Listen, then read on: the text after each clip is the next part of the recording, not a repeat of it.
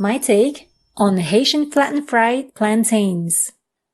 Thanks to my dear girlfriend of Haitian origin, who agreed to introduce me to this Haitian recipe 20 years ago. Prior to wash the plantain peelings. With love, select the most unripe bananas for a better result for this particular recipe. So you can see the water is boiling. We need hot water, but not boiling water.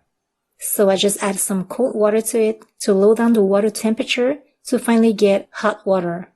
And again, not boiling water, because I don't want to cook the bananas. I just need to soften the peelings.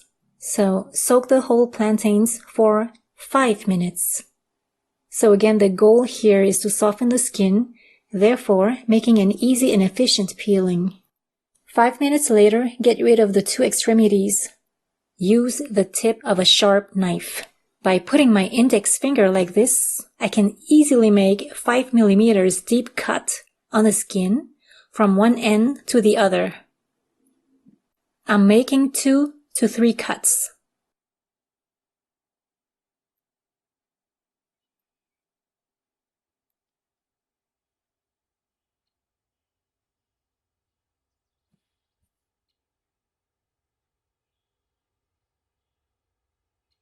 With an unsharp knife, such as a butter knife, lift the skin up or simply peel it with your fingers.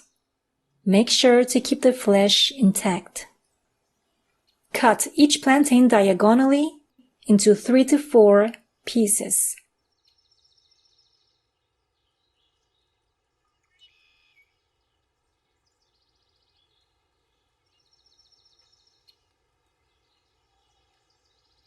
Turn on the stove to a little bit past medium heat. The goal is to soften the plantains just enough so they can be flattened, not to cook them completely. And make good use of the oil by filling all the spaces. 2 minutes later, using a clear Pyrex plate, with a slight rotative motion, push to flatten the plantain to around 1.3 centimeter thick.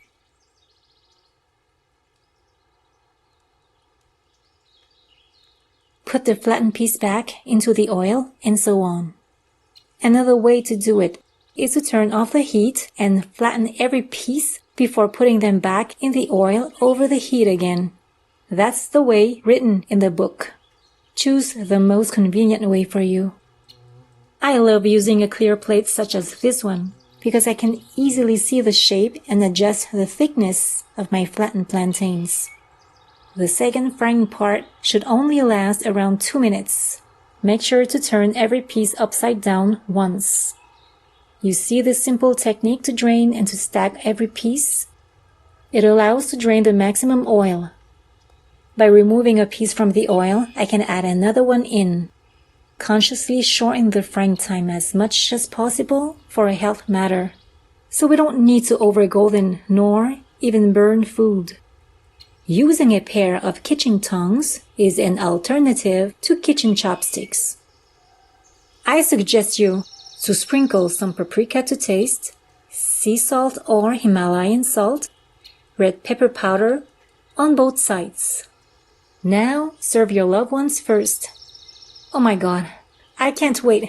My gluttony takes over. Creating this cooking video makes me starve.